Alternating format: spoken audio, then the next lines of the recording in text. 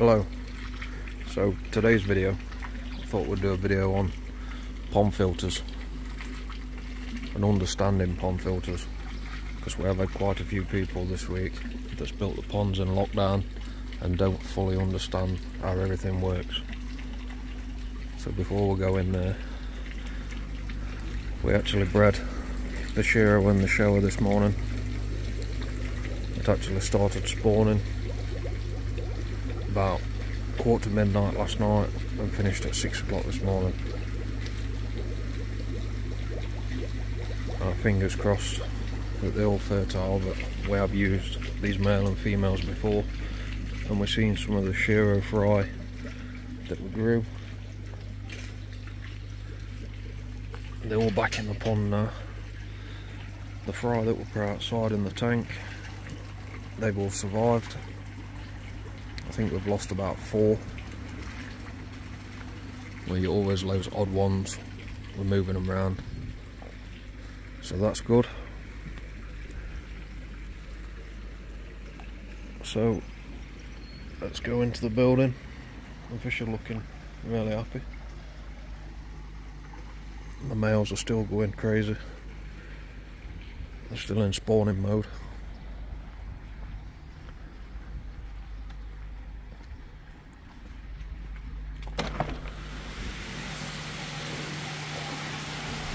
So all these fry are still doing great. Let's see if we can find the chart.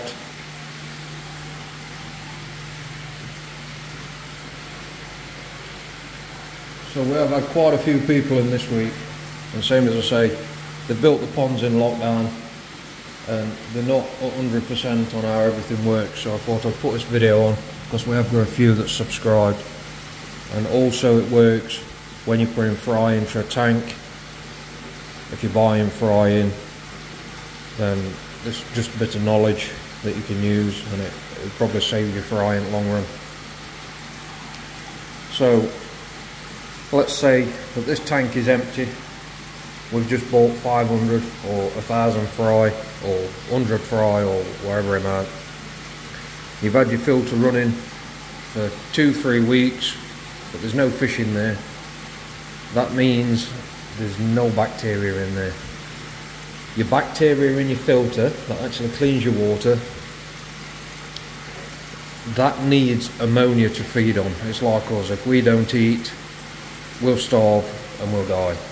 It's exactly the same with the bacteria that cleans the water in your ponds. So what happens is when you put your fish in there, fish produce ammonia when they breathe in. They also produce ammonia with the waste that they produce into the water. And what happens, let's get a chart. So as we can see, we've got ammonia. So you'll put your fish in your tank. In the first 24 hours they were fine, and then after 24 hours your ammonia level will start creeping up. Now the ammonia will clear itself within about 7 days, but ammonia is highly toxic to fish. So if it rises, you'll be losing fish like crazy. Now what I'd recommend, and I know I've done videos on this before, is I only use the Awazi Duo Boost. I've tried all different bacteria over time, and this stuff is absolutely amazing. It either comes in these small balls or it comes in one big ball. You can't overdose your pond with it. You can add it all. You can either put it in the tank or you can put it in your filter. It comes with a little bag, so when the balls shrink, then the fish don't eat them and get blocked up with them. Now that does happen, I've had that happen many times, as you've heard in the other videos if you've watched them. So back to the chart. So you've added your fish, they've been in there 24 hours, your ammonia will start creeping because you've got no bacteria in there. It's always a good idea if you're ordering fry to order some bacteria, same as I say, I would recommend them. If you don't, what will happen is your ammonia will go high, then your bacteria will start to form. Now, ammonia bacteria, it grows rapid. So what'll happen is your ammonia will drop, and you'll probably have a reading about 0.25, but then your nitrite will go absolutely sky high. Now, nitrite takes a lot longer. Your bacteria grows a lot longer. It takes a lot longer to form in your water. Now, nitrite's not as toxic as ammonia to fish, but it's what it causes in the long run. I mean, if you get a nitrite reading about 5, then you will be losing fish, especially fry.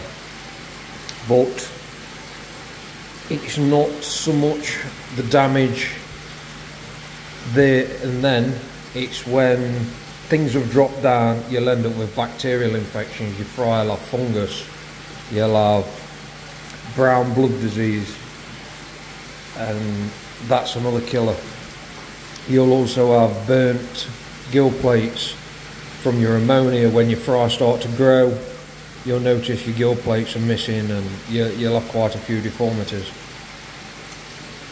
Then what will happen, once you've added your bacteria in there, I always recommend adding it 24 hours after your fish have gone in, because by that time your ammonia is already there, so it gives it something to start feeding on. Then what will happen, your nitrite, that will just start to drop once you've added that Duo Boost. Then your nitrate will rise. Now, nitrate is the end of your filter cycle. Now, nitrate is fairly harmless to fish unless it gets really, really high. You'll always have nitrate in your water. The same as I say, nitrate is the end of your filter. So, and for those that don't know, nitrate is basically a plant fertiliser. So if you've ever done a water change and you put it on your grass will go dark green. The only things that will remove nitrate out of the water is water changes, or things like ceramic media with slow water flow through it, and I mean really, really slow, or things like Cyperax, Sierra Cyperax. That's, as you've seen in the other videos, that is really good for removing nitrate. But same as I say, nitrate's not so much of a problem because you can control it by doing water changes. Now, if you've got fry or in your pond, if you've got no plants in your pond, you're going to have nitrate reading. Now, before you start doing water changes, you need to buy a KH test kit. Now, KH is needed for your filter. Once all your KH is used up out your water, then your your filter will crash. What will happen is your pH will probably be 7.6 to 8.4, and if your KH is used up, what will happen is your pH will drop down to about 5, and then that just wipes out all your bacteria, and you could lose all your fish overnight. So it's always good to buy a KH test kit for how much they are, and you think how much money you've got in fish in your ponds, in your fry tanks, and how much money you've spent doing these fry tanks in your filters and things like that. A KH test kit, you can buy them for about £12–13. Pond test kit, I use these API test kits. They're nice and cheap. They do exactly where it says on tin. I think these were about 25 quid, something like that.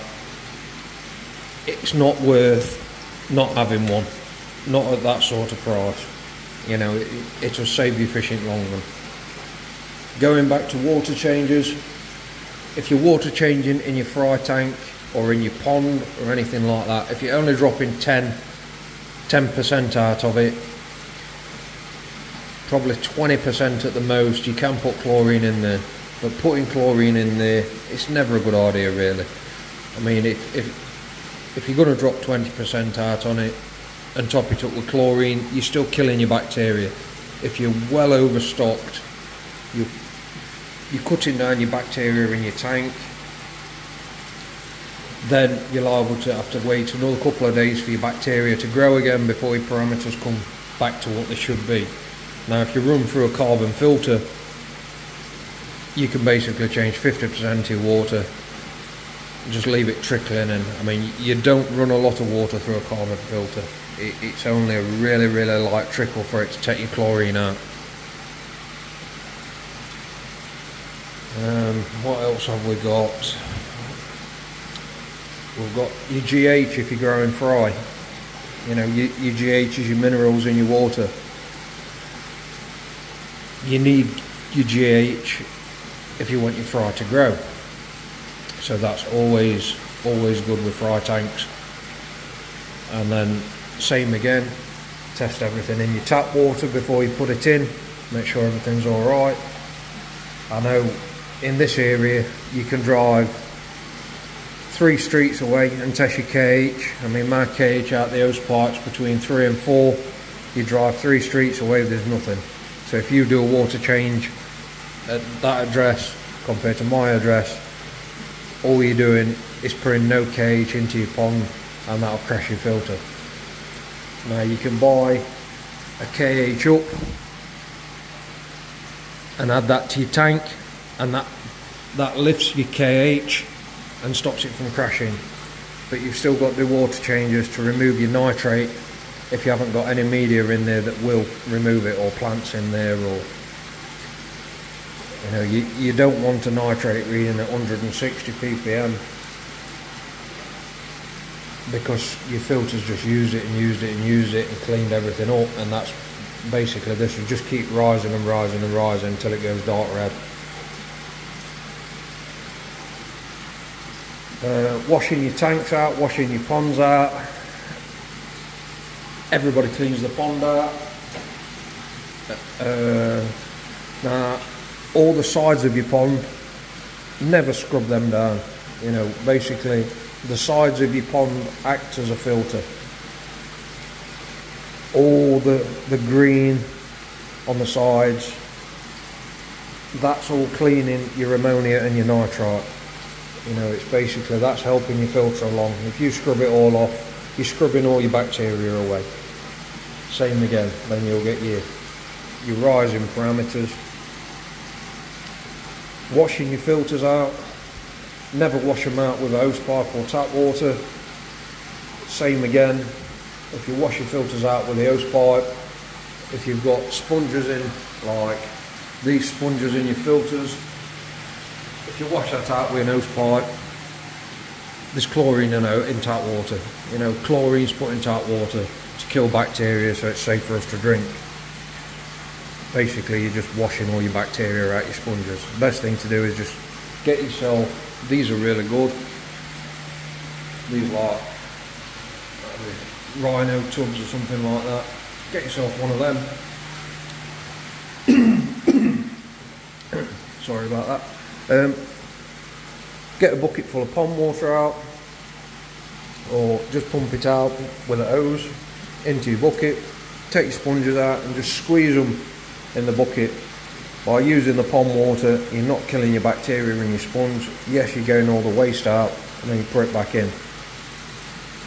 Another good tip, especially with your fry tanks, because same as I say, fry do produce loads and loads of ammonia. And you need lots of bacteria in there. Once you're established, it's not so much a problem, because your bacteria is always there. As long as you keep an eye on your KH, because with the size of the water, and generally people do grow a lot of fry. I mean, when you look in this tank, how many fry there is in here? You know, there's nearly as many fry as there's water, so it does use as much as it possibly can, really. I can't really think of anything else off the top of my head, but just going back to it all, if you are new to it, in fact there's a box for a GH and KH test kit, if I can just grab it without everything falling in. So GH and KH test kit. Same again, this is an API one. This is the one I use. So on the KH, I'll do the KH because that's really important. So on the KH, you get your little test tube out thing, you fill it up to the line, and basically I think there's one still in here from months and months ago. You fill it up to the line, you add 1 drop, this is with the KH test kit, and as I say, this is the only one I've used, so I don't know about others, the API one. You fill it up to the line, you add 1 drop of KH liquid, the water goes blue. And then you add another drop, and if it stays blue, you start counting your drops. Eventually, let's say you get, well, with this one I get to 4 drops, then this water goes yellow. This is not KH, this were, I can't remember what this test was, but it wasn't right anyway. But, same as I say, you add the drops, as soon as the water changes and it goes to yellow, that's your reading. What you will notice, same as I say, when your filter's using your KH, it'll get less and less and less, and that's when you add your buffer. As long as you've got like 4 drops in there, 4 drops with this amount of fish will last a week. As long as you don't let it drop down to 1 or 2, then you'll be fine. But if it does drop, your pH will crash and kill all your filters. So back to the water changes. Same as say, if you've got a pond and you've got a pond outside and you want to clean your pond out, and you've got a pond vac or anything like that, if you change 20% in your pond, it's not so much of a problem. I always do it in my pond. I just put the hose pipe in and let it drain in. There's not so many fish in your pond to area. If you're doing it with your fry tank and you've got this many fish in there, then it just slows your bacteria down and you'll end up with spikes again. It's never good for your fry. So it's always a good idea. I mean, that is our dechlorinator. It's run through an auto top up.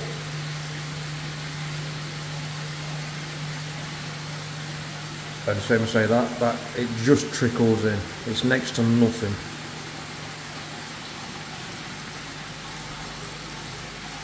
So I hope this has helped.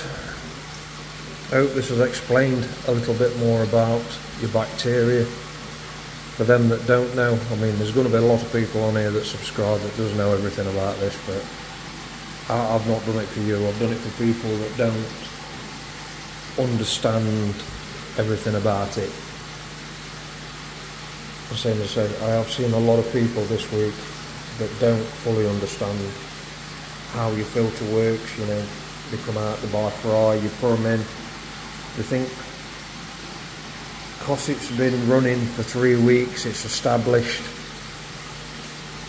where it isn't, because there's no ammonia in there.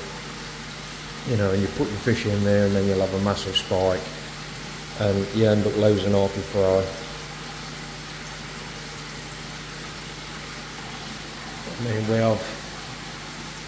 hopefully we have saved them.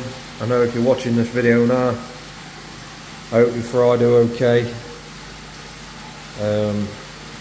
I would start and get some food in them, because the photo you sent me, they did look really, really thin for the size of the fry. As soon as your nitrate have dropped, as soon as your nitrites dropped, as I spoke to you today, it should have dropped for tomorrow. Then I'd start feeding them and start trickling it in. Don't go pouring loads and loads of food in. You know, basically start little and build it up over a few days, because same again, you've got to build your bacteria up to a level where they can cope with the same amount of food every day. So don't just go out and chuck a great handful in and think, yeah, we've fed them now, because you won't have enough bacteria to cope with that handful. You'll only have enough to cope with what they're breathing with in the water and what they're used to. So same as I say, hopefully would save you fried, and everything will be alright. So thanks again for watching, and we'll do this video hopefully on a Shiro and a Showa fry. I can't wait for them to hatch. Hopefully they're fertile. They should hatch in about 4 days, and we'll do a video on them. And I think what we're going to do is, these are ready for moving out here now. We need to get these out next week. We need to go them into a different tank, and we're going to get a Shiro and a Showa fry in here, and then hopefully get the next lot in for breeding. Don't know what we're going to breed next. I would like to breed some more Shiro and Showa, so that might be the next one in again. And then we've got a Perugina Ogons to breed, and we might throw a Jinrin Kaoko in there as well.